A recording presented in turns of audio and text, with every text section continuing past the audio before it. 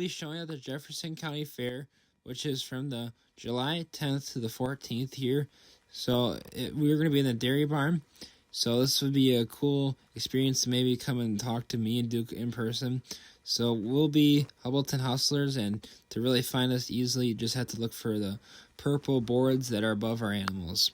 So I just started merging here. We're going to start working on chopping our sun crop here today. So this field is a lot thinner because it's been in hay for quite a few years now. So now that we got the first crop off, the next couple of crops are going to be a lot thinner like this. So this field looks pretty bad, but it'll get better as we get to some of our newer fields here. So we'll get started with this.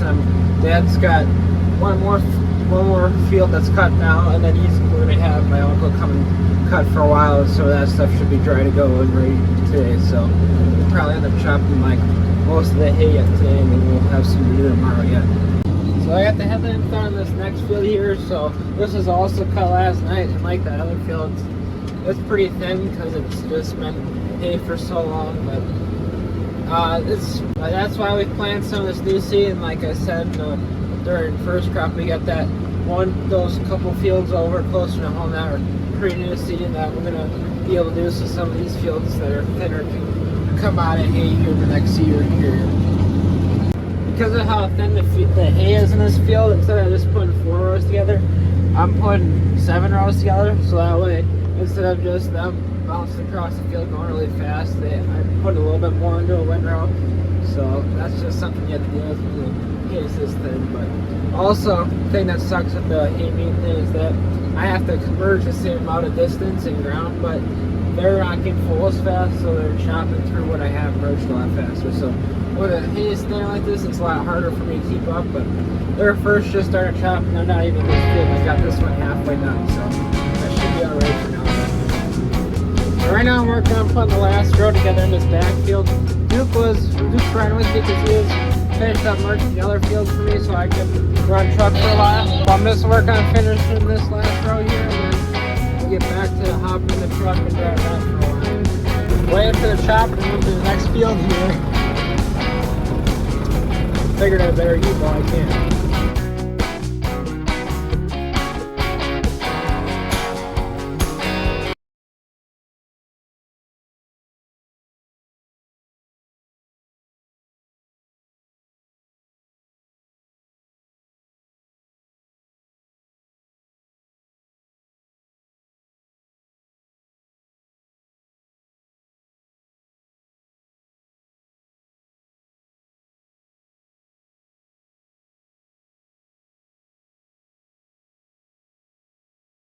Because of how thin some of these fields are, we're having to wait now for my dad to run the merger, but this stuff only got cut this morning, and that's at least keep it so from getting too dry. So that's the thing we got working on for us. We got this field, and we got the field that's up there, that's cut up there on the hill there, that we're going to do that tonight. And then we only have probably about 60 acres by our place that we have to do yet, and then we'll be done with second crop already here.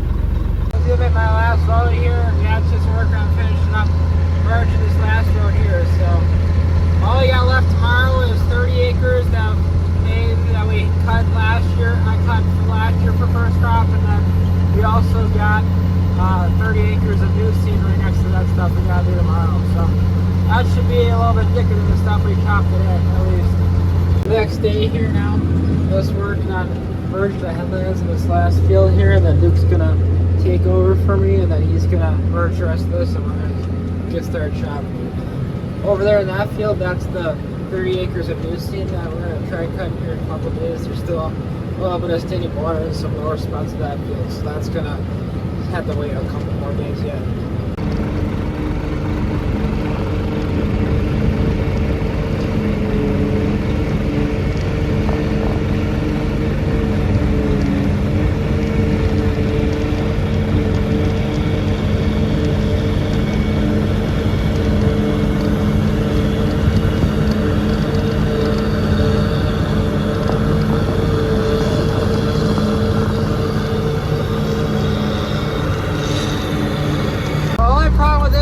There's a few spots that were really wet and are still kind of wet here that we had to cut around. So anywhere there's standing hay here, we had to cut